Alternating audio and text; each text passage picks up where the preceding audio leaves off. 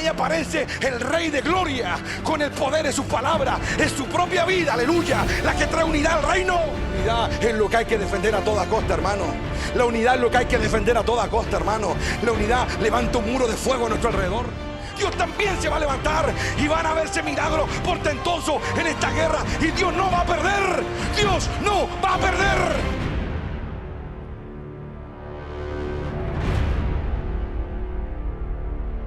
Quiero partir con un verso muy conocido. Gracias, hermano Milton. Muy conocido, que está en el Salmo 133. ¿Qué dice? Qué maravilloso y agradable es cuando los hermanos conviven en armonía, dice esta versión. Conviven. Pues la armonía, dice, es tan preciosa como el aceite de la unción, que se derramó sobre la cabeza de Aarón, que corrió por su barba hasta llegar al borde de su túnica. La armonía, dice, es tan refrescante como el rocío del monte Hermón, que cae sobre las montañas de Sión. Y allí el Señor, dice, ha pronunciado su bendición, incluso, dice, la vida eterna. ¿Qué le parece? Gloriosa esta versión. Me gusta porque usa como otras palabras para transferir en el fondo lo que el salmista quiere decir, ¿no es cierto? Este es un salmo del rey David. Y aquí cuando uno no se contextualiza no puede como entender a cabalidad lo que quiere decir él, porque recordemos que él es un hebreo de hace 3000 años atrás, ¿no es cierto? Donde toda la cultura, la sociedad de la nación gira en torno a la religión, en torno al tabernáculo, en torno, ¿no es cierto?, a todo el oficio sacerdotal. Y en lo que está haciendo alusión a un hecho histórico. Es el momento cuando Aarón, el hermano de Moisés, ¿no es cierto?, es escogido por Dios para que él sea la cabeza de la familia sacerdotal que pertenecía a la tribu de Leví. Y ese fue un acontecimiento histórico para la nación. ¿Por qué? Porque allí Dios estipuló las reglas del juego, ¿me entienden? Y dijo, de la tribu de Leví va a ser la familia y el clan de la familia de Moisés, que era su hermano, ¿no es cierto? Era, ¿no es cierto?, iba a ser el sumo sacerdote, y sobre esta familia se va a derramar el sacerdocio, dijo.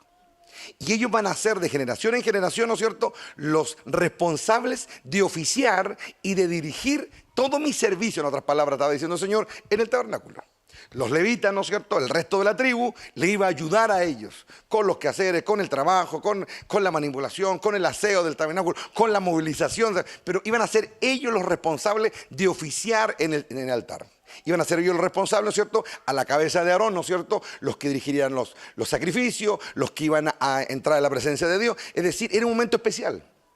Entonces, cuando el rey David escribe este salmo, no hay hebreo hace 3000 años que no entendiera esa cosmovisión, que no entendiera esa perspectiva. Ah, es como el aceite. Como el aceite, porque fue Moisés, ¿no es cierto?, en que una ceremonia formal, pública, toma a su hermano por orden de Dios, ¿no es cierto?, y lo unge y derrama el aceite. Entonces todos los hebreos decían, tiene que ver con ese día, dicen. Ese día en que se estipuló el nexo con Dios a través de los sacerdotes.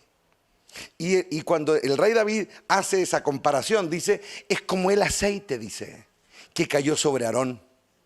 Así es la unidad. Es algo espiritual. No es la buena onda, ¿me entienden, hermano? O el compadrazgo que yo tengo con aquel o acá, no. Es como algo espiritual, dice. Algo que cayó sobre Aarón, dice, derramó todo su cuerpo, corrió por su barba, corrió por su vestido y llegó hasta los pies, dice. Lo cubrió. Así es la unidad, dice. Así es habitar en armonía. Entonces, no tiene nada que ver con que la iglesia sea un club social. Tiene que ver con que la iglesia, lo que es la eclesia, palabra griega, ¿no es cierto?, en la que se escribe el Nuevo Testamento, tiene que ver con la comunidad de los santos, que están unidos bajo ese precepto, la unidad espiritual. No están unidos no sé por qué, porque son del mismo sexo o porque tienen los mismos intereses, no, sino que lo que los une es un acto espiritual. Y ese acto espiritual es lo que, ¿no es cierto?, después más adelante vemos que Pablo y todos los apóstoles recalcan mucho en la unidad y en la creciente iglesia del primer siglo. Que mantengan la unidad, que luchen por ella, que la busquen en la presencia de Dios, que no va a ser fácil. Porque, hermanos, ya lo hemos estudiado muchas veces, ¿no es cierto? La historia muestra que aún entre los apóstoles habían controversia, habían ires y venir, habían competencia, habían rival. Es decir, la maldad inherente a cada ser humano que tenemos todo adentro, ¿me entiendes? Y entendiendo esa realidad, ¿no es cierto? Dice, es el Espíritu Santo el que va a traer una unidad. Entonces, aquí tenemos que, yo creo que amerita la explicación. Dentro de la iglesia evangélica o protestante hay dos ramas principales, ¿no es cierto? Los pentecostales y los más tradicionales. Y cada grupo interpreta al Espíritu a su manera. Yo me crié en la tradicional y el Señor me llamó para el otro lado, ¿me entienden? Y yo sin tener ninguna percepción de esta otra realidad, Dios me llamó para acá. Y acá Él me enseñó de que ese derramamiento o ese Espíritu Santo que Dios ha dado sin medida por la obra de Cristo en la cruz, tiene que ver no tan solamente con una experiencia espiritual. Dígase bautismo en el Espíritu Santo, dígase lengua dentro del mundo pentecostal, dentro del mundo tradicional no lo creen eso, ¿no es cierto? O creen que es una cuestión fantasiosa, bueno, que el Señor alumbre, ¿no es cierto? Porque no es así. La historia y la Biblia demuestra que no es así. Entonces, cuando uno ve esta otra realidad, dice, Señor, ¿qué es el derramamiento de tu Espíritu? ¿Es una experiencia espiritual? Que yo vi ángeles, o que tuve un sueño glorioso, que Dios me llevó al cielo, o que estuve muerto y vi la gloria. ¿Qué es realmente el derramamiento? Es algo que transforma nuestra alma. Porque lo glorioso de esto, hermano, es que la espiritualidad siga después que termina el culto, por hermano. Porque aquí todos parecemos, ¿no es cierto? Parecemos santos. Pero la realidad no es así, por hermano. ¿No es cierto? No es así la realidad.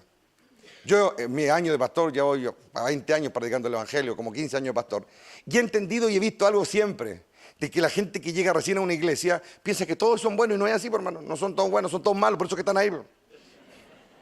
Porque Cristo dijo que no vino a llamar a buenos al arrepentimiento, sino a que los pecadores, por hermano. Entonces, cuando se entiende de esa perspectiva, uno ya asume, ¿me entienden? Asume cuál es la realidad que realmente aborda esta gran verdad. Entonces, cuando hablamos de unidad, hablamos de algo que va a costar de partida. Porque yo voy a tener que aguantar el de allá, aguantar el de acá, y este de acá también me va a tener que aguantar a mí. ¿Me entienden? Pasa por eso, ¿me entienden? Entonces, pasa también por un proceso que nos va a demandar desarrollo de nuestro carácter, paciencia, misericordia, tenacidad también, decir las cosas por su nombre también. Es decir, un montón de cosas que van a perfeccionar nuestro carácter. Entonces, cuando vemos a ese Aarón en quien se derrama el Espíritu de Dios, y a través de un acto formal, y tiene que haber pasado algo muy poderoso, recordemos que estamos hablando de un lugar donde la presencia de Dios se veía, por favor. Estamos hablando de un tiempo en que una columna literal de fuego guiaba a Israel por la noche, por hermano. Donde estaba lo que los hebreos denominaban el Shekinah, la presencia visible de Dios, por hermano. En el lugar santísimo. Entonces, estamos hablando de otra atmósfera, muy distinta a la que nosotros conocemos hoy día, ¿me entienden? Entonces yo creo que ese ungimiento que experimentó Aarón tiene que haber estado dentro de ese contexto, por hermano. No era como ocurría ahora en la iglesia, ahí ocurría de otra manera. Entonces, cuando uno comienza a entender esta realidad, uno comienza a darse cuenta el costo de la unidad. La unidad tiene un costo. Definitivamente tiene un costo. No es algo que caiga del alto cielo. Pero cuando la logramos, esa unidad, hermano, crea, escúchelo muy bien, una inmunidad espiritual. Porque lo que más se mueve en los carnales es el individualismo. El yo creo, el yo pienso, yo supongo, y aunque no le han ganado a nadie en su vida. Porque, hermano, estamos en un mundo inmerso donde todos opinan ahora, hermano. ¿No es cierto? Todos opinan, ¿no es cierto? Aquí opina hasta el gato, hasta el perro que va por la calle. Todos opinan. Yo opino, ¿me entienden? Yo opino porque soy buen opinante. Pero si yo voy a opinar, tengo que haberle ganado a alguien, ¿o no? ¿O no? Amén, diga, hermano. Obvio, hermano. Si yo voy a abrir, ¿no es cierto? Voy a decirlo bien ortodoxamente, ¿no es cierto? Abro el hocico. Si yo abro la boca, ¿no es cierto? Es porque tengo algo que poner en la mesa, por hermano, ¿o no? Le gané a alguien, por hermano. No porque existo nomás, ¿no es cierto?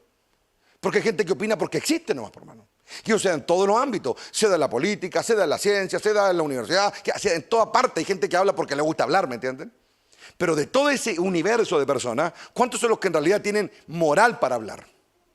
¿Cuántos son los que realmente le han ganado a alguien en la vida o han logrado algo digno de aplaudirse para que digan, bueno, escuchemos a este hombre, a esta mujer, porque realmente tiene algo digno que decir, que no es un simple pelado que apareció así por generación espontánea, ¿me entienden?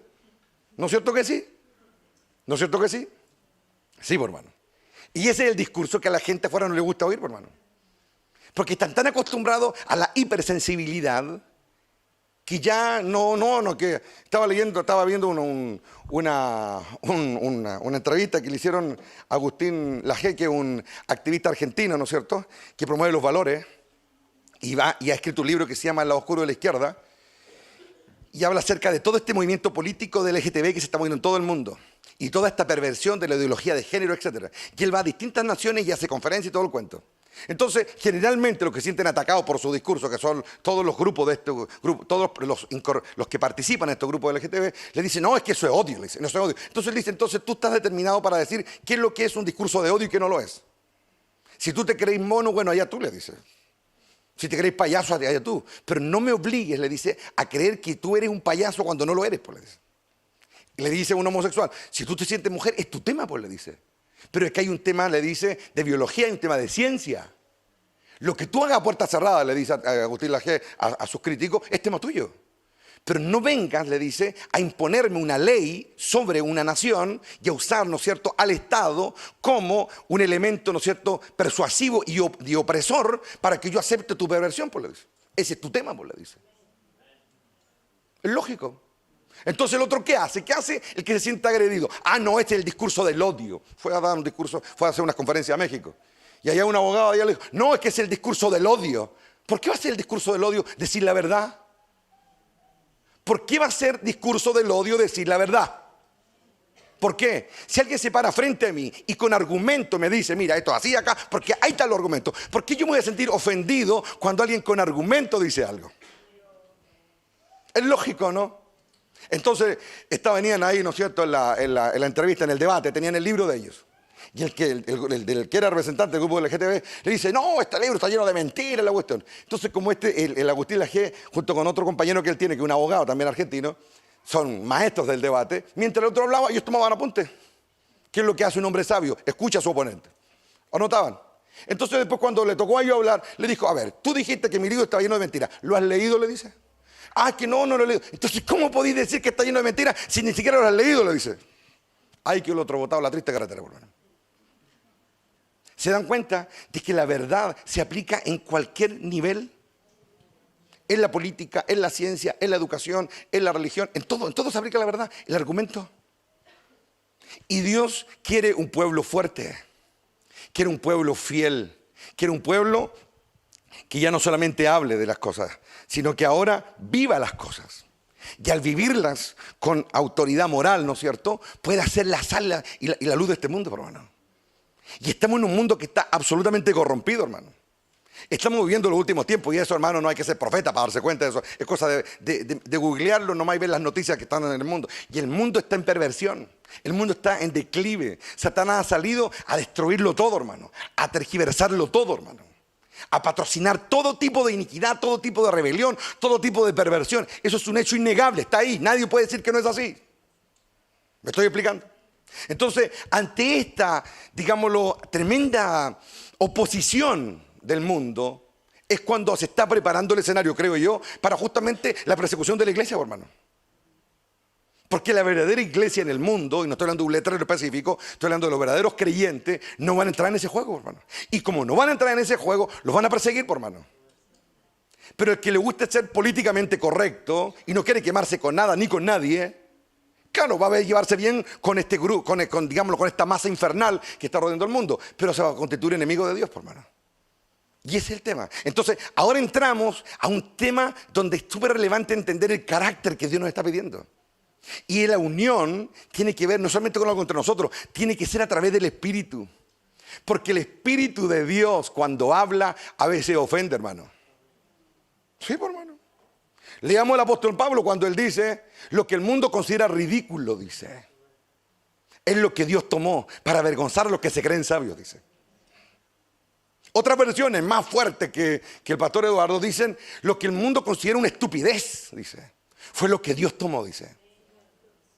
El evangelio, dice en otra versión por ahí, es una locura, pero para los que se pierden, dice el apóstol Pablo. Entonces, ¿cómo yo voy a dejar que esas verdades entren en mí si no estoy en la unidad del Espíritu? Donde el Espíritu Santo es el que redarguye, es el que vincula, es el que une, es el que realmente crea el amalgamiento entre los corazones, hermano. ¿Se dan cuenta, no? Cuando vemos, por ejemplo, la conversión del apóstol Pablo, un hombre que perseguía a la iglesia, conocido anteriormente como Saulo de Tarso. Todos conocemos su historia. Dios tuvo que entrar en su vida y tuvo que golpearlo fuertemente. Lo dejó ciego, no comió por días. Y después de eso vino su conversión. Después de eso, él se encajó en la realidad de Dios, hermano. Y eso es lo que necesitamos todos nosotros todos los días. No podemos quedarnos pegados en algo, hay que seguir avanzando hacia esa unidad, hermano. Y creo que es fundamental para nosotros entenderlo ahora, en este tiempo. Este tiempo es crucial para todo esto, hermano. Miren, les quiero leer algo. Filipenses, capítulo 2. ¿Hay algún estímulo en pertenecer a Cristo? Dice. ¿Existe algún consuelo en su amor? ¿Tenemos en conjunto alguna comunión en el Espíritu? Dice. ¿Tienen ustedes un corazón tierno y compasivo? Entonces háganme, dice, verdaderamente feliz, poniéndose de acuerdo de todo corazón, dice esta versión. Entre ustedes, amándose unos a otros, trabajando juntos con un mismo pensamiento y un mismo propósito. Un mismo pensamiento y un mismo propósito. El apóstol Pablo, hermano, volviendo a su caso, ¿cuándo él pudo haber entrado en la voluntad de Dios si Dios no desarma todo lo viejo en él? Él era fariseo de fariseos, es decir, era de los cuadrados, hermano. Antagonista hasta decir basta, como decimos en Chile. A tal grado que había llevado su fe a las armas ya, por hermano. Y él tomó armas para perseguir a esta secta llamada los cristianos del primer siglo. Defendiendo la verdadera fe según él. Matando, torturando y siendo cómplice de cuánta inmundicia más se le puede imaginar contra los santos de la iglesia primitiva. Por eso es que después le pesaba esa cuestión. Él decía, yo soy el primero de los pecadores, decía. ¿Se dan cuenta, no? Pero cuando Dios lo encajó, mira cómo comenzó a fluir a través de él el reino. Cómo comenzó a fluir a través de él la verdad. Cómo se convirtió en un elemento tangencial y directriz para la iglesia primitiva. Cuando uno ve su obra, cuando uno ve sus palabras, ve sus escritos, el hombre se metió en la verdad de Dios como no lo hizo ningún otro apóstol, hermano. ¿Por qué? Porque era un hombre confrontacional. Era un hombre decidido. Iba a la pelea por el reino, hermano. Iba a la pelea. Azotó, aguantó azote, aguantó persecución, aguantó incluso que los mismos apóstoles lo cuestionaran. En un altercado no poco menor, dicen las cartas, ¿no es cierto, Paulina? Que estuvo con Pedro, por ejemplo, con respecto al tema de la circuncisión. Que Pedro, habiendo estado al lado de Jesús, no entendió el reino, hermano. Y seguía él aprobando el hecho de que sí, los que se convertían tenían que circuncidarse, hermano. Y Pedro, que vamos a decir que no era un tipo muy docto que seamos, hermano. Pero el apóstol Pablo le dijo, ¿cómo tú puedes pedir eso a la iglesia naciente? Le dice. ¿Cómo le puedes pedir que ellos se circunciden? Si Cristo lo que hizo ya pagó todo en la cruz, le decía. Entonces para Pedro no le entraba en la cabeza eso, hermano. ¿Y por qué no le entraba? Por una razón muy simple, hermano. No le entraba porque no estaba unido. No estaba unido como debía. Vemos a un Pedro que siempre de una u otra manera como que disputa porque no, que sí, que no. Pero el apóstol Pablo avanzó. Y él sentó las bases, hermano, de lo que hoy llamamos la iglesia de Cristo, hermano. Él desmarañó los misterios del reino. ¿Me estoy explicando, no? Y habló de cosas elevadas. Hasta que después Pablo por ahí en alguna carta escribe y dice, esta sabiduría excelente que Dios le ha dado a Pablo, dice. Que reconoció al final que Pablo tenía razón, hermano. Pero después de haber peleado con él, hermano. Me estoy explicando, ¿no? Así entra el reino, así entra la verdad. Para Dios crear unidad, tiene que deshacer todo lo antiguo. Porque cuando yo no me vacío, pierdo el tiempo, ¿no, hermano? Y lo sigo perdiendo y lo sigo perdiendo. Yo he tenido testimonio acá, hermano, cuando teníamos antes de construir el templo, de gente que llegó acá, ¿no es cierto? Y no le gustó lo que yo hablaba. Y no le gustó. Y se pararon y se mandaron a cambiar. A los 3, 4 años, Dios se los apretó, por hermano. Y llegaron aquí a pedir perdón. Porque no desecharon al hombre, desecharon la verdad. Así es, por hermano, así es la vida. Entonces, cuando nosotros queremos buscar el reino y la unidad desata poder, hermano.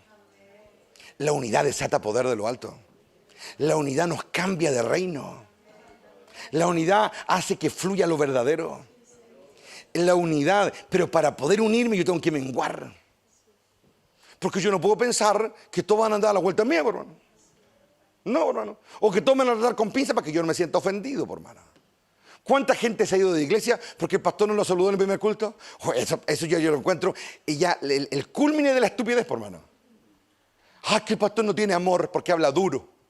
El pastor no tiene amor porque me miró así enojado cuando estaba hablando.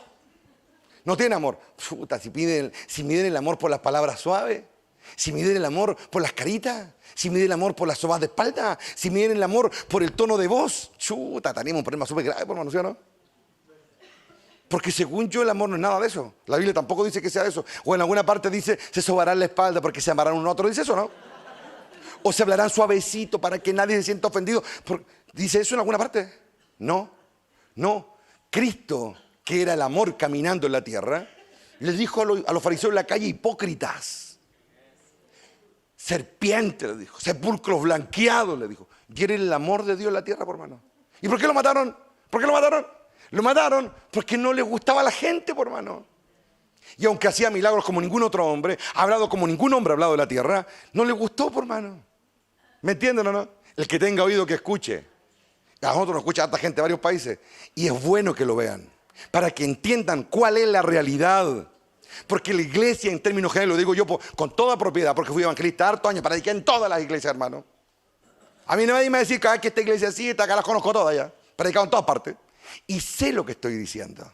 Que hay una enfermedad que se metió en la iglesia. Y es la división.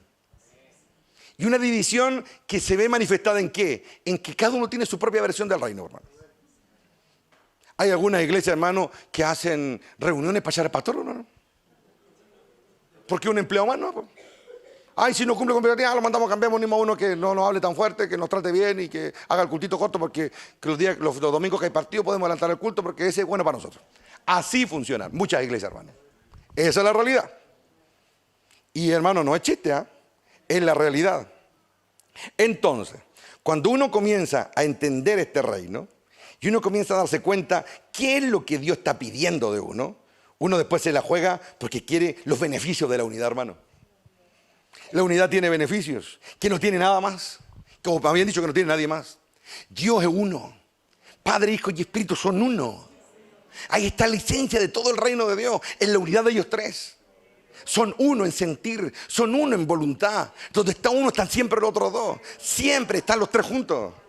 Es la base de toda la existencia del reino de Dios, es la unidad. Pero también la historia nos demuestra, ¿no es cierto?, que hasta en el cielo han habido divisiones, por hermano. Una rebelión, dice ahí, ¿no es cierto?, el profeta, que la cuenta entre líneas, ¿no es cierto? Y uno que cayó de lo alto, porque no quiso someterse a la unidad del Padre, por hermano. Porque no quiso abrazar la voluntad del Padre cuando reciba a su hijo pródigo. Que hay que empezar a ver la historia, por hermano. Dios hace que la historia se repita una y otra vez para que los corazones sean probados. Y ahí uno comienza a ver la libertad que Dios trae por medio de la unidad. La unidad a su palabra. La unidad a esas palabras que duelen. ¿Me estoy explicando, no? Mira, en 2 de Samuel, capítulo 12, no lo busquen.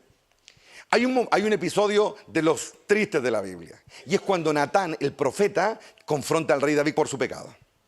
Va delante de él y le cuenta una historia. Le dice que un hombre tenía una ovejita, etcétera, etcétera. Y finalmente le termina diciendo de que abusó él. Imagínate, el profeta Natán ha estado hablando con Dios. Esta parte, dijérala bien. Ha estado hablando con Dios. Dios le contó el condoro que se mandó el rey David. Que le quitó la mujer a su prójimo, que adulteró, que lo mandó a matar más encima. Y después, imagínate Natán como profeta, como un hombre de Dios. Tiene que ir a confrontar al rey. Y cuando le dice a David todo lo que le dice, David se humilla. Más o menos simplificando todo lo que cuenta el capítulo. Se humilla. Yo tengo una pregunta. Después de que Dios le habló a Natán todo lo que pasó y le mostró todo lo oscuro, el lado negro del rey David, ese hombre, si no anda en el espíritu, se fracciona. Él está aquí ahora, hermano. Porque vio el lado más oscuro del rey David. Se fracciona. No, después le queda la duda y la sombra así, pero para toda la vida. No, nunca más queda después. Cualquier mirada extraña al rey David, voy a estar mirando a él, ¿o no? Pero te quiero leer el libro de Primera de Reyes. Acompáñenme. Primera de Reyes, capítulo 1. Esta es una unidad puesta a prueba, hermano. Lleva por título Adonías reclama el trono, uno de los hijos de David. Por ese tiempo, dice Adonías, hijo de David, cuya madre era Git, comenzó a jactarse diciendo: voy a proclamarme rey. Así que consiguió carros de guerra con sus conductores y reclutó 50 hombres para que corrieran delante de él. Ahora bien, su padre, el rey David, dice, jamás lo había disciplinado. Ahí hay un ejemplo glorioso, hermano. Ni siquiera le preguntaba por qué haces esto o aquello, le dice. Adonías había nacido después de Absalón y era, dice, muy apuesto, dice. Adonías se apoyó en Joab, hijo de Sarvia, y en un sacerdote, el sacerdote Abiatar. Y ellos aceptaron ayudarlo a llegar a ser rey. Un sacerdote y un general. Sin embargo, otro sacerdote, Sadoc y Benaya, hijo de Jodaya, junto con el profeta Natán, Simei, rey y la guardia personal del rey David, se negaron a ayudar a Adonías.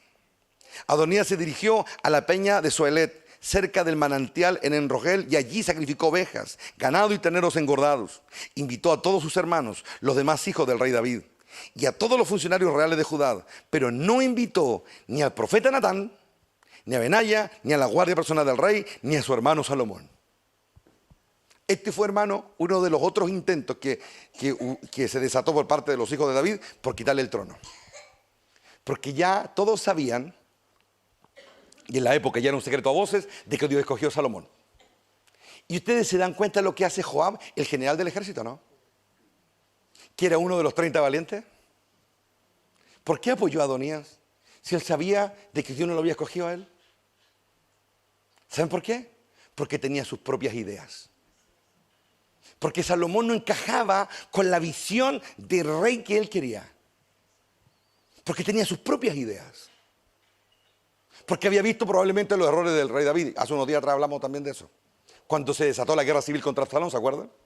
Y los seguidores de David vencen a los seguidores de Absalón y en la batalla matan a Absalón. Y David se quería morir porque mataron a su primogénito. Y ese día David no salió a recibir al ejército como tenía que hacerlo un monarca de la época, festejando su ejército que había triunfado por él, sino que está llorando y Joab lo critica. Y le dice, ¿por qué hiciste esto? Le dice. ¿Se acuerdan o no? Ya, ahí comenzamos a ver las caídas, por mano. Ahí comenzamos a ver, ¿no es cierto?, cómo se fracciona la unidad. David tenía sus famosos 30 valientes, dentro de los cuales Joab no era uno de los 3 principales, pero sí estaba dentro de los prominentes y estaba a cargo del ejército de Israel, que ya contaba con más de 1.100.000 hombres. Era un ejército impresionante. Era una superpotencia de la época ya, Israel. Y miren lo que ocurre en ese momento, hermanos queridos. Miren cómo el Señor desata circunstancias para probar los corazones y a ver si ellos siguen la voluntad de Dios o no. Y ocurre lo que ocurre. Adonías, otro hijo, ¿no es cierto?, que era el segundo, y Absalón había sido. Y Adonías toma la iniciativa de quitarle el reino a su padre y pone gente delante de él para que lo apoye, como dice acá, ¿no es cierto?, que era algo que se hacía en la época cuando alguien se quería proclamar rey, buscaba gente que cabalgara delante de ellos como para darse pompa. Y miren dónde busca ayuda, en un sacerdote, y busca ayuda en Joab. Y ellos lo apoyaron. ¿Por qué lo apoyaron? Porque cultivaron, hermano, su propio sentir. Porque no estaban en el sentir de Dios, ni siquiera en el sentir del rey David, sino que en el sentir de Dios. Uno se puede dar cuenta acá la pobre y nada comunión que tenían con Dios, hermano. Porque no eran capaces de identificar lo que Dios quería con ellos, o lo que Dios quería con la nación. Y no se trata el reino, por hermano, de estar en el espíritu. Por eso David dice que la unidad es como ese aceite que cae, es algo que se gesta espiritualmente. Natán también le había visto los trapos sucios a David, ¿o no? Pero cuando fueron a pedirle apoyo a él dijo, no, dijo. No. Yo no apoyo esto, dijo, porque Dios no quiere esto. ¿Él está aquí, hermano? Pero cuando alguien anda en la pura carne, hermano, cuando ha tenido cero quebranto con Dios, cuando Dios ni siquiera le habla, cuando la arrogancia y el orgullo es lo que los gobierna, ¿podrá Dios hablarle? El gran problema de la gente que piensa que porque se proclaman cristianos, Dios le habla. No es así, hermano.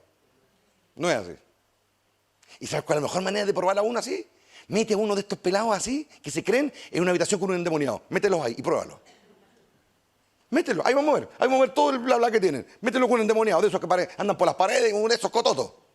De esos que han vuelto la cabeza, de esos que yo me lo atendía, hermano, pero sí. Y tengo testigos acá, ¿o no? Ahí se pesa, hermanos queridos. Ahí se pesa. Y yo tengo un llamado de Dios a formar hombres y mujeres que las tinieblas les tengan miedo. Que cuando se paren frente a un demonio, el demonio sienta el peso, hermano. ¿Y de dónde sacó eso? De mi rey, por hermano, de Cristo. Porque cuando él aparecía, ¿qué decían los demonios? Ha llegado antes de tiempo para atormentarnos, decían. Mi rey entraba a la sinagoga y ahí había un endemoniado sentado, ¿no es cierto? Como fiel hebreo todos los días sábados ahí en la banca de la sinagoga. Y cuando entró el rey, cuando entró Cristo, el compadre saltó gritando. Y estaba ahí, hermano. Ese es el reino, hermano. Porque la teoría se la puede cualquiera, ¿o no? ¿No es cierto que sí? Cualquiera puede citar un versículo de la Biblia, cualquiera. Cualquiera puede decir, yo llevo 20, 30, 40, soy de una familia cristiana, mi papá es pastor. Cualquiera puede decir eso, pues no. Otro por allá puede gritar, no, yo tengo mi papá es obispo. ¿Y qué tiene que ver eso? ¿O no? ¿Qué tiene que ver? ¿Desde cuándo que la gente se cataloga por de dónde viene? ¿O cuántos años tiene en el reino? ¿O en la iglesia? Me habían dicho porque el reino es otra cosa. ¿No es cierto que no? Tiene que ver cuánto uno pesa ahí, por hermano, ahí, frente a las tinieblas. Donde está el verdadero enemigo. Donde está el verdadero enemigo. Ahí se pesa, por hermano. Esa es la realidad, hermano. Entonces Dios quiere poner en nosotros una unidad que quebrante las tinieblas, por hermano. Dios quiere poner una unidad que haga estremecer la oscuridad. Algo que realmente sea potente y poderoso. Algo que ahogue la soberbia. Algo que ahogue la división. Algo que ahogue el egocentrismo. Algo que ahogue la altivez. Algo que ahogue. ¿Sabes qué? Hubo un espíritu que se quería mover alrededor del reino de David y quería destruirlo. Y agarró a los que estaban más cerca. Pero se llegó a Natán y no pudo con él. ¿Por qué no pudieron invitar a Natán? Porque Natán sabía quién era el rey, por hermano. Sabía quién lo había puesto. Sabía por qué estaba ahí. Entonces cuando le fueron a él con el cuento para meterlo en ese conventilleo, como decimos en Chile, ¿no es cierto? Ese cagüineo, ¿no es cierto? Él no cayó en eso, por hermano. Él no cayó en eso. Y fueron a decirle al rey David, y ahí está lo glorioso, por hermano. Fueron a decirle, esto es lo que está haciendo Adonías. Entonces el rey David, ya viejo ya, dijo, tomen, dijo, mi mula, porque los reyes de esa época se ungían arriba de un asno. Así han llevado signo de humildad.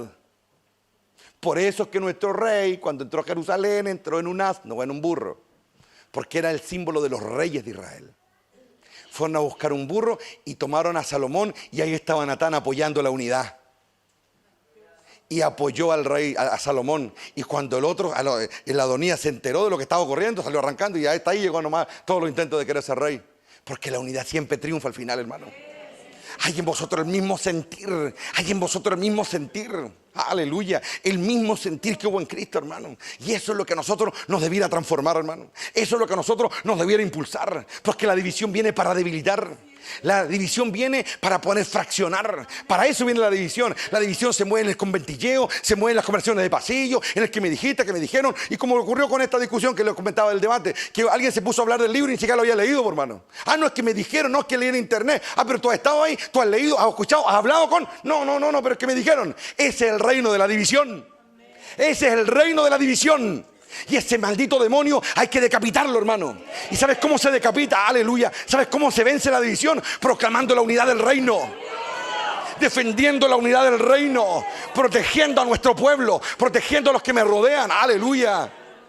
Porque Dios no te dice que tenés que apoyar al hermano bueno. No, apoya a tu hermano, dice. Defiende a tu hermano como de lugar. Porque Cristo, hermano, es el abogado que a veces defiende hasta lo indefendible. ¿O no, hermano? Él defiende hasta lo indefendible en la presencia del Padre. Y ahí viene el acusador. Ahí viene Satanás a acusar. A traer el conventilleo. Y ahí aparece Cristo, hermano. El rey de la unidad. Ahí aparece el que unió todo su reino. Aleluya. Ahí aparece el rey de gloria. Con el poder de sus palabras. Es su propia vida. Aleluya. La que trae unidad al reino. ¿Saben por qué yo sigo a Cristo, hermano? No porque siga la figura religiosa que sigue a veces la mayoría de los cristianos, no. Ni tampoco lo sigo porque sea el hijo de Yahvé o el hijo de Dios. Lo sigo porque es Jesús de Nazaret. Porque tiene un nombre tan grande, hermano. Tiene una vida tan admirable. Fue un hombre tan valiente, hermano. Enfrentó a sus perseguidores con la frente en alto, hermano. No escondió la cara de los golpes, hermano. Él podía haber acudido a sus legiones. Él podía haber acabado con toda Jerusalén con un chasquido de dedos. Y no lo hizo, hermano. Porque quería salvar a los que más podía. Lo sigo por su hidalguez. Lo sigo porque él protegió. Oh, Rama, Kaisaba. Sí, padre. ¿Sabes qué? Él defendió la unidad a tal grado, hermano, a tal grado que sabiendo que Pedro lo iba a negar, lo cubrió antes. Lo cubrió antes. Le dijo, tú me vas a negar, Pedro. Pero no había odio en sus palabras. No había enojo. No había recelo, no. Le dijo, tú me vas a negar, pero yo ya clamé por ti, le dijo. Mira cómo él peleaba por la unidad. No de los buenos, sino de todos los que le seguían. Eso es Cristo, aleluya. El que nos tiene unidos a todos. Y Él es Rey de reyes. Y sus reyes también están unidos, hermano, con los reinos que están detrás de ellos. Aleluya. Lo único que a mí me debe bastar es que Dios ame a alguien. Si Dios lo ama, yo me tiro con toda a tratar de salvar lo que Él ama. Eso es unidad. No es que a mí me cuadre o a mí me parezca que hay que ayudar a este otro. No, si Cristo lo quiere ayudar, yo me meto a salvarlo como sea. Eso fue lo que movió el corazón del apóstol Pablo, hermano. ¿Sabes que cuando uno lee a Pablo, uno se da cuenta que Pablo, en el buen sentido, estaba enamorado de Cristo, hermano? Pablo estaba enamorado. ¿Sabe qué significa enamoramiento? Envuelto en amor. Él estaba envuelto en amor por el Cordero. Lo admiraba tanto, lo seguía tanto, que el carácter se le impregnó, aleluya. La unidad es lo que hay que defender a toda costa, hermano. La unidad es lo que hay que defender a toda costa, hermano. La unidad levanta un muro de fuego a nuestro alrededor. La unidad sale a defenderte cuando tú lo necesitas. Eso hace la unidad, sale a defenderte. Aleluya, el reino, hermano. Sí, hermano. Satanás tiene un eslogan de su reino de oscuridad: divide y vencerás. Él, para destruir la iglesia o para tratar de destruir al pueblo de Dios, lo primero lo divide. ¿Sabes cómo lo divide? Con murmuraciones. ¿Sabes cómo lo divide? Con envidias. Lo divide con pleitos. Lo divide. Hace que uno hable mal del otro a espalda. Eso es lo que hace el diablo. Esa es su manera de trabajar. Lo hace que la gente cuestione en su silencio. Los lleva a la oscuridad. Los lleva al silencio. Que no hablen, que digan nada y se busquen a otro con quien compartir su basura. Así el diablo debilita a la iglesia. Pero cuando el reino de Dios se pone en pie de guerra, hermano, aleluya, y así, aleluya, esto es glorioso, hermano. Y así como Natán vio que querían atacar a su rey, no, dijo, él es el ungido de Dios. Ahí se levantó el profeta potente de Dios, hermano. No, le dijo, no, él es el ungido de Dios. Y Dios decide quién va a sucederlo en el trono, no los hombres. Qué glorioso, hermano. Sí, como dijo Abraham Lincoln, los hombres recuerdan la historia, pero no la sangre, dice. No, hermano, hay que recordarlo todo. Hay que recordar la violencia de la historia. Hay que recordar la sangre derramada.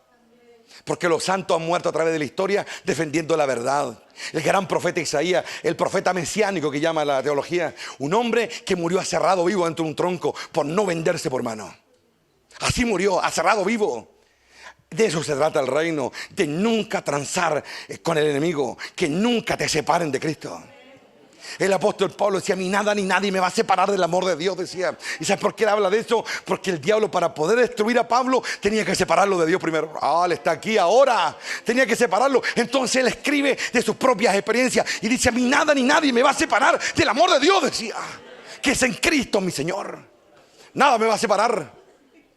Porque contra él se levantaba ese espíritu de división que lo quería fraccionar de la presencia de Dios, hermano. Pero no lo deja. ¿Cuántas veces Pablo se habrá visto decepcionado por la misma iglesia? Hasta por los mismos apóstoles. El diablo quizás le escupía las razones para que él se fuera de la iglesia. Pero él no, seguía fiel.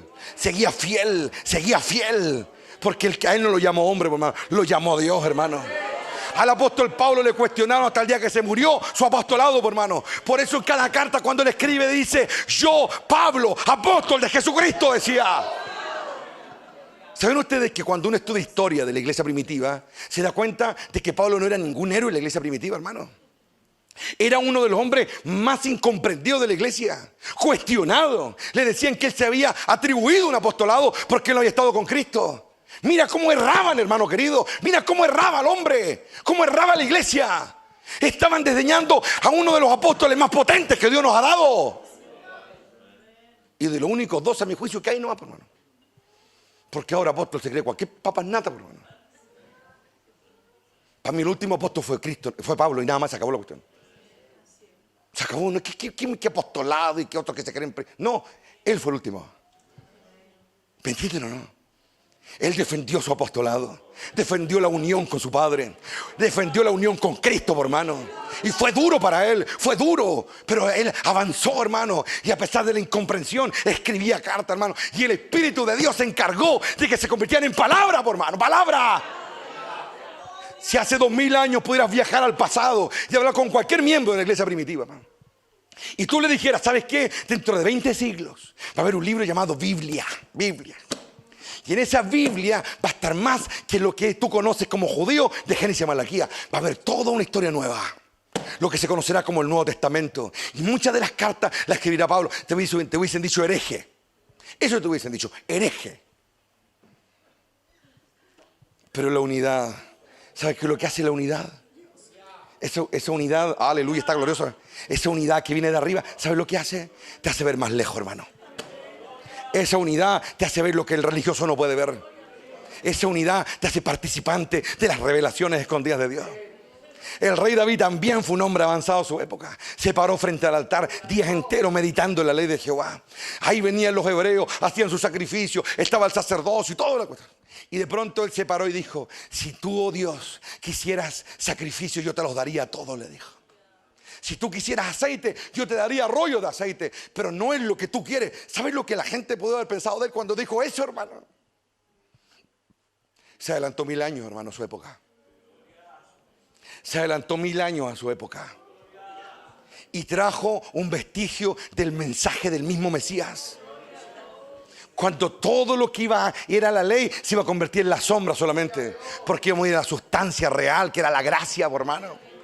Ay, es glorioso entender. A mí me emociona esto, hermano. ¿Sabe por qué? Porque cuando vemos a hombres que se avanzan tanto es porque se unieron a Dios, hermano. Y cuando un hombre, una mujer o quien sea se une a Dios, ve lejos, hermano. Entiende lo que la mente humana no puede entender. Entiende más allá. Y ese es nuestro desafío ahora. Ver más allá sin temor. Ver más allá. Porque la verdad da fruto hoy en medio nuestro, trayendo hambre por Dios.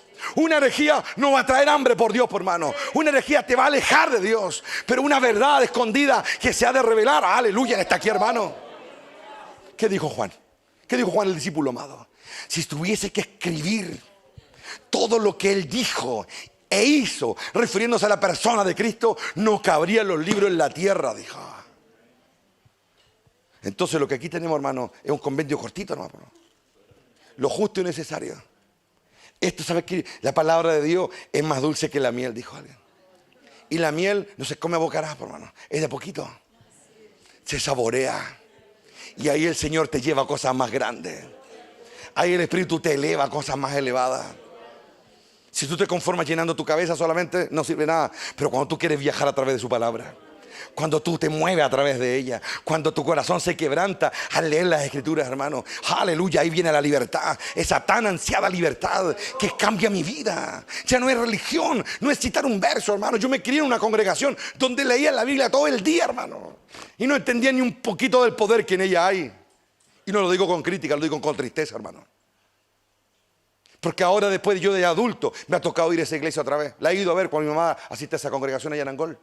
Y he visto el fruto de esa letra muerta. Lo vimos, hermano, con nuestros propios ojos. Un grupo de ancianos nos tomaban las manos y nos decían, por favor, oren por nosotros. Secos, hermano, secos. Daba pena ver a esos pobres ancianos, hermano. Secos. Nada de pasión, nada de fuego, nada de nada. Ese es, hermano, el resultado de la división, hermano. Nuestro mayor llamado es estar unidos con el Rey.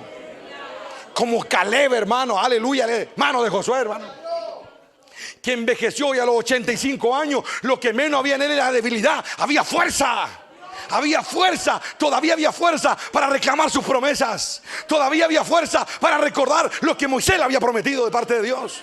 La tierra que tomes será tuya, la tierra que pisas te pertenecerá. ¿Me estoy explicando, hermanos queridos? La unidad es lo más potente. La unidad. ¿Sabes qué hace la unidad? Te lleva a veces a confrontar a un hermano, pero no te separa de él. No te separa de él. Le dice sus 4 verdades en la cara, pero lo sigue amando igual. Sigue estando con él igual. Porque a veces los hermanos se dicen las cosas y después nos habla más, por hermano. No, pues ¿cómo puede ser eso? Yo puedo levantar y dejar caer una oveja mía, pero voy a seguir amando igual. Y si me necesita ayuda a las 12, a las 1, a la hora que sea, ahí voy a estar igual. Porque eso se trata de la unidad. La unidad, hermano, es estar ahí. La unidad no es hablar suave. La unidad es dar la vida por otro. La unidad es contar, aleluya. ¿Sabes por qué yo confío en mi Padre? Porque yo sé que no importa el día, la hora ni el lugar, Él va a estar ahí siempre. Esa es nuestra confianza. La unidad te protege. La unidad te cubre con la unción, aleluya. Oh, bendito Adonai, en la gloria de Dios, hermano, sí. ¿Y sabes qué dice la Biblia de la unción? Que pudre el yugo. El poder de Dios pudre el yugo. El yugo que el diablo te quiere poner cuando te pilla volando bajo, la unción lo pudre. Y a veces el verdadero amor, no ese palmoteo así nomás, ese político, no. El verdadero. ¿Sabes tú que alguien que está lleno de amor, pero verdadero por su prójimo, y abraza a un esclavo por las tinieblas, el amor rompe las cadenas, hermano? El genuino amor rompe las cadenas, quebranta los yugos, hermano. Y yo creo que Dios nos está invitando a eso, hermano. Yo creo que el amor es eso. No hablar suave, sino decir la verdad. Y estar dispuesto a todo para salvar a alguien. A todo. Aleluya. Alguien dice hasta arrebátalo hasta el infierno, dice la carta de Judas. Dice, hasta el infierno, arrebátalo como sea. Aleluya. Cuando veo un Nehemías que hasta de las barbas los tironeaba a los hebreos para que reedificaran la ciudad, hermano, es porque él los amaba. Porque él no iba a dejar que su pueblo fracasara después de haber vuelto del exilio. Aleluya. Si hemos de volver del exilio es para reconstruir la ciudad de Dios, hermano. Una ciudad no hecha por manos de hombre ahora, aleluya, sino construida por Dios. Un lugar donde entran los santos, hermano, y hay quebrantamiento en masa, hermano. Donde hay adoración en masa, genuina proclamación del reino. Cuando se proclamó en Edra la ley allá en Jerusalén, la gente lloraba a gritos en la plaza de Jerusalén. Los niños quebrantados, y lo único que hacían era leer la ley, era leerla. Ni siquiera la explicaron. Pero había tanto amor, había tanto esfuerzo, había luchado tanto por su unidad. Sanbalá del árabe lo había tratado de intimidar, de que parar la obra, pero se unieron, hermano. Se unieron, aleluya. Se unieron contra la opresión, se unieron contra la persecución. Aleluya, en la gloria de Dios, hermano. Sí, hermano. ¿Sabes qué? Desde que yo tengo uso de razón, hermano, he escuchado la misma disyuntiva dentro de la iglesia. La iglesia se queda en la gran tribulación y no se queda. Unos apoyan con versículos bíblicos que así se queda, los otros que no se queda. ¿Sabes qué es lo que yo creo, hermano? Que a los débiles Dios se los lleva primero. Y que alguien tiene que cubrir la retirada.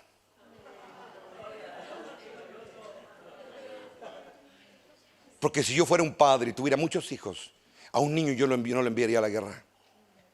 A un débil no.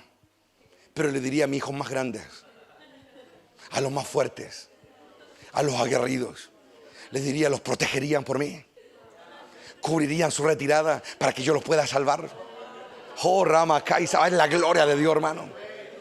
Entonces sí, muchos se van a ir antes, pero otros se van a quedar a cubrir la retirada, hermano. Los resistentes, hermano, los que fueron entrenados por Dios, aleluya. Aquello ha habido en la juventud de Yahvé, que ahora están en su aljaba y él sale a enfrentar a sus enemigos con los hijos habidos en su juventud, dice la Biblia. Es la gloria de Dios. Hermano, estamos viviendo tiempos sustanciales, tiempos cruciales en la historia de la humanidad y de la iglesia, amada. La iglesia va a enfrentar lo peor, pero también va a ver lo mejor de Dios en la tierra ahora. Sí, hermano, lo va a ver.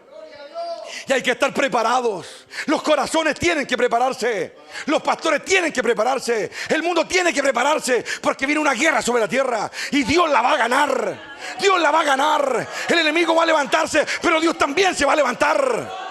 Dios también se va a levantar y van a verse milagros portentosos en esta guerra. Y Dios no va a perder. Dios no va a perder. Por eso hoy fortalezcámonos en el poder de su amor. Pablo aconseja a los efesios y le dice: fortaleceos en el poder de su gran fuerza. Y he llegado a una conclusión: que la gran fuerza de Dios no es otra cosa que su amor infinito, hermano. Esa es la gran fuerza de Dios, su amor infinito, hermano. Su amor infinito, aleluya. Así como unos días atrás le prediqué los Inmaculados, ¿se acuerdan, no?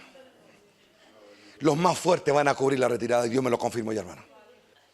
Prepárate para la guerra, me dijo. Prepárate para la guerra, porque esto va a terminar como una guerra, me dijo.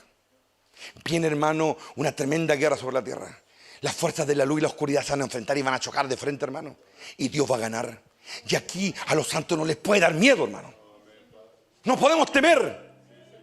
Recuerda las palabras del rey David al gigante Goliat. Tú vienes contra mí con espada y jabalina, le dijo. Pero yo vengo contra ti, le dijo.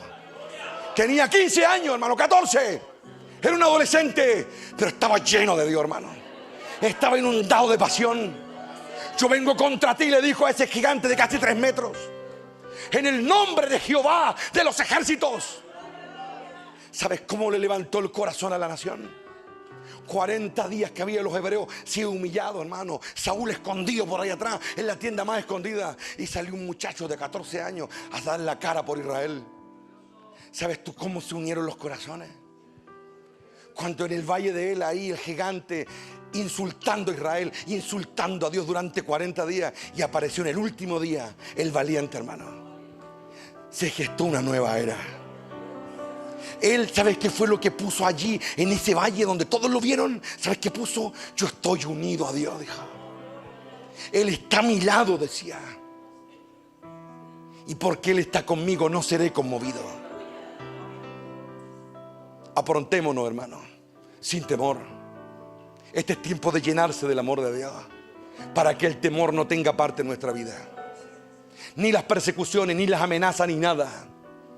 Porque como dice la Escritura, como Pablo también escribió en más de alguna ocasión, si Dios es por nosotros, dijo, ¿quién podrá contra nosotros? Llénate de esa verdad ahora. Fortalécete en la unidad ahora. Porque el enemigo va a levantar su maquinaria infernal también. Y va a ser terrible, hermano. Va a ser terrible. Pero también va a ser gloriosa la intervención de Dios. Y donde quiera en este mundo que Dios creó, hayan hijos que aman al Padre Celestial, Dios no los va a desamparar. Donde quiera que haya un santo arrodillado de verdad ante Dios, aleluya, donde quiera que hayan, este es tiempo de disponer nuestra vida para salvar a los más débiles.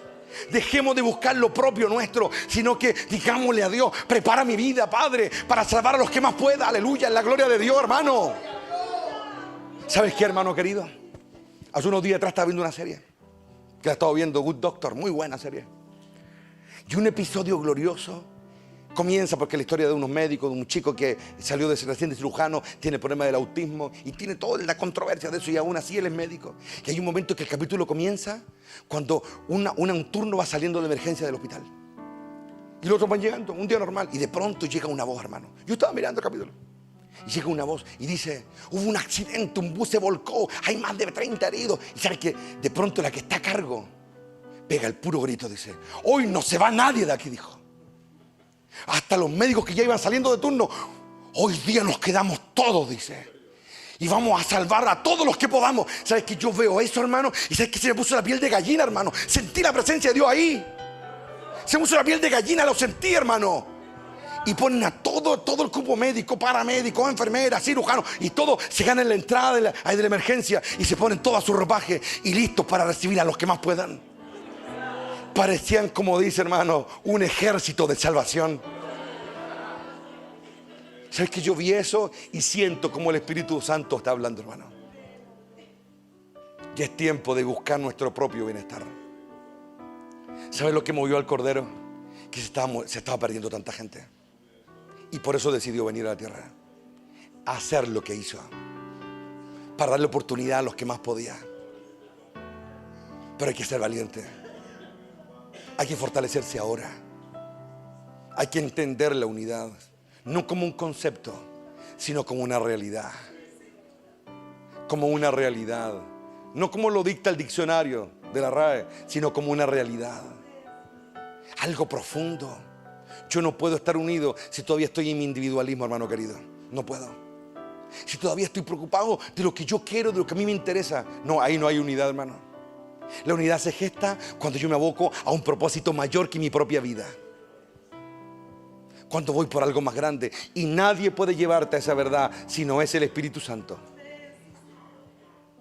No la religión, el Espíritu Santo.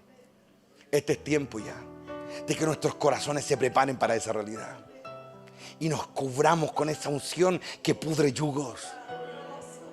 Esa unción que David dice que es como la armonía, esa unidad perfecta que viene del Espíritu, dice, que cuando cae sobre nosotros, aleluya, es la gloria de Dios, hermano.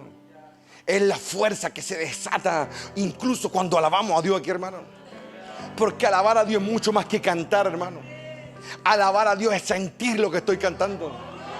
Alabar a Dios cuando la letra ya me quedó corta, hermano, y ahora solo es la melodía que me lleva, y yo pongo mi mente, mi corazón y entro a adorar a Dios en el primer mandamiento, con toda mi alma, con toda mi mente, con toda mi fuerza, con todo lo que soy. Entro y se revela el reino, aleluya. Es para los que están dispuestos a ir a una lucha mayor. Oh, bendito Rey, que nuestro Padre nos dé esa claridad que tanto necesitamos. Que el amado Espíritu Santo nos ayude a entender esta realidad, hermano. Nos abra los ojos y quite la venda, así como lo hizo con Pablo camino a Damasco.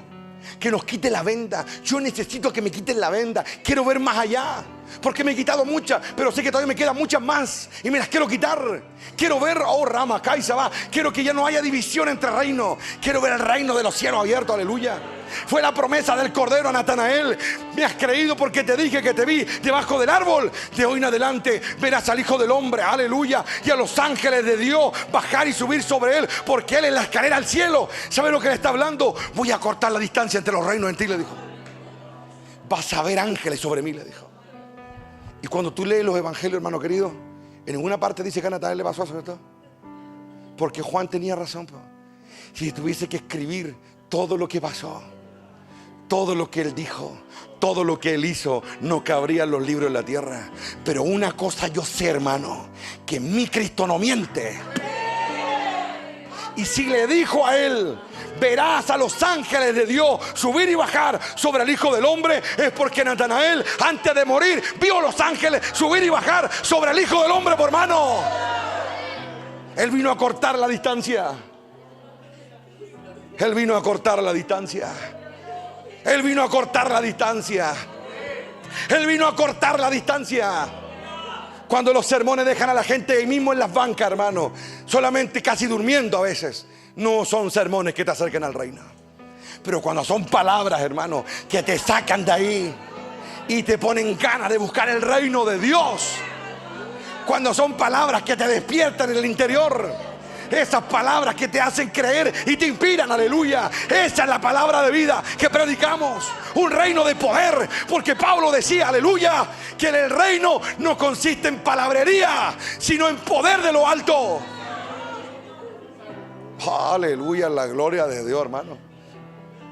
Oh, la verdad está fluyendo en los corazones, hermano. Bienaventurados los que creyeron sin ver. Aleluya, porque ahí se desata el verdadero poder. El verdadero poder. Bienaventurados son los que creen sin ver, aleluya. Hay libertad en los que aman el reino. Hay que ir más allá. Yo no quiero lo mismo de siempre. Yo me rehúso, hermanos televidentes afuera, me rehúso a seguir viviendo igual. Sé que hay más. Sé que hay un reino que está entre nosotros y todavía no lo podemos ver, pero está. Y lo quiero ver, lo quiero sentir. No quiero que sea un accidente, quiero que sea la constante. Si yo me conformo a este mundo no voy a ver nada, pero si yo no me conformo a este mundo, Dios va a recompensar esa hambre, aleluya. Oh sí, aleluya, va a recompensar esa hambre. Ya es tiempo de dejar la religión atrás y seguir a Cristo, hermano. Hay una sola cosa, hermanos queridos, en lo que yo estoy de acuerdo con los comunistas, en que la religión es el opio de los pueblos, y estoy de acuerdo. Porque la fe no es religión. No.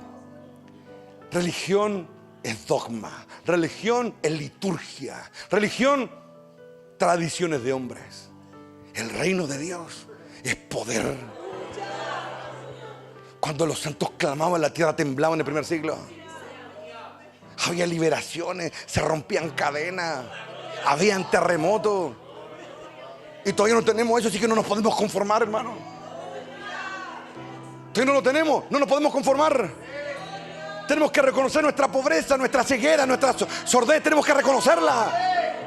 No podemos decir que estamos súper bien cuando no estamos súper bien. Todavía no hemos visto los cielos abiertos. Pero el día que lo logremos, hermano, podremos decir: he aquí el reino de Dios y su justicia. Podremos decir: he aquí el reino de Dios. Y cuando el cielo se abra, nos vamos a ver recompensado todo el sacrificio. Que nuestro Padre sea glorificado ahora, desde ahora y para siempre. Desde ahora y para siempre sea glorificado. Y que la unidad reine entre nosotros. Y toda división caiga en el nombre del Cordero. Toda división caiga en nuestra mente, en nuestros corazones. Que caiga toda división, toda cizaña que se seque ahora. Y el trigo de la verdad que hemos oído de su palabra dé fruto en nuestro interior. Renunciamos a la arrogancia, renunciamos al orgullo, renunciamos a toda esa basura, para que venga el Espíritu de Dios y no de espíritu de mansedumbre, de templanza, de sabiduría. Aleluya. Y por sobre todo que ponga hambre en nosotros, hermano. Ponga hambre. Un hambre que no te deje dormir. Un hambre que no te deje de dormir. Un hambre que te llame. Un hambre que te haga palpitar el corazón. Un hambre genuina por el reino de Dios. Ya no conformarse más a la liturgia. Ir por algo más que está arriba, está ardiendo. Aleluya. Oh, gloria a Dios. Que nuestro Padre vea hambre en nosotros. Que la sangre de Cristo cobre poder ahora entre nosotros. Que la obra del Espíritu, que Él hable, que se cumplan las palabras del Cordero. El Espíritu hablará y te dirá todo lo que ha de venir. Que se cumpla ahí. Eso es lo que pasa en la unidad, por hermano. Eso es lo que pasa en la unidad. Yo anhelo la unidad y se la pido a Dios en esta hora. Yo quiero la unidad. Yo la deseo, no la natural, la espiritual. Esa que cae sobre la cabeza de Aarón. Oh, gloria a Dios. Oh, Rama, cae Sabá, esa que cae sobre su cabeza, sobre su rostro, sobre su barba, sobre su vestido. La verdadera unidad que viene como un don de lo alto. Aleluya. Ese es el reino. En esa unidad no te vas a dormir. En esa unidad no te vas a apagar. Vas a arder, arder, arder. Oh, Ribasai, sí, Padre. Puede ser que mañana sea un día difícil. Puede ser que de aquí al próximo culto te pasen 1000 pellejerías, hermano. Puede ser que llegues cansado. Puede ser que llegues atribulado. Puede ser que llegues con dramas en tu corazón. Pero ese instinto de unidad, cuando llegues a este altar quizá cansado, quizá abatido, quizá atribulado, pero esa hambre aquí te va a llevar, algo te va a decir: ¿vas a cantar por cantar? ¿Vas a escuchar el sermón por escucharlo? ¿O vas a ir por tocarme? Dice Dios. ¡Oh, en la gloria de Dios! Sí, Padre. Como esa mujer que sufría de flujo, que había escuchado al Maestro. Y él ya dijo: si yo te lo toco, voy a ser sana y salva. Fue por el toque, hermano. Cada vez anda por el toque. Pero escucha muy bien, no el toque donde Dios te use, no. El toque donde Dios te ame. El toque donde Dios te ame. Porque Dios no me ama porque sea pastor. No ama al profeta porque tiene el don de profecía. No ama al que sirve porque te sirve. No ama al que sirve en la mesa porque... No. Dios lo ama porque lo ama nomás. Porque es su hijo. Su amor no es condicional. No es porque yo lo hago bien, lo hago mal, o sirvo o no sirvo. No es por nada que yo haga. Mi hijo me mira a los ojos y me pregunta: Padre, ¿por qué me amas? Porque eres mi hijo, le digo yo. Esa es la única razón válida. Eres mi hijo. Todavía recuerdo cuando fui con tu madre y vi cuando eras un puntito palpitando en el vientre de tu madre y sentí el corazón como: por eso te amo, porque eres mi hijo. Y se acabó. ¿Por qué con Dios sería diferente? ¿Por qué sería diferente con Él? Pero a veces nos equivocamos, hermano, y pensamos que por hacer cosas Dios nos va a amar, más o menos. Y no es así. El amor de Él supera nuestros actos. Antes que lo conociéramos, Él ya nos amaba. Y cuando uno entiende eso, después hace las cosas no porque uno quiera ganarse algo de Él, sino porque lo quiere hacer feliz, que es distinto. Uno quiere que Dios sea feliz con uno. Que Dios nos ayude, hermano. Amén. Vengan aquí adelante, vamos a darle gracias a Dios, hermano. Oh, bendito Rey, amado Padre, ¿quién se puede comparar con tu grandeza? Tu reino, Padre, no tiene fin. Tu gloria va más allá de todo lo que podemos entender y comprender en esta tierra. Amado Padre, que tu verdad traiga todo el fruto que necesita manifestarse en nosotros, Señor. Ayúdanos, Padre Celestial, a ver el mundo como tú lo ves. y derriba toda división, Padre. Y trae unidad a los corazones, trae hambre a los corazones.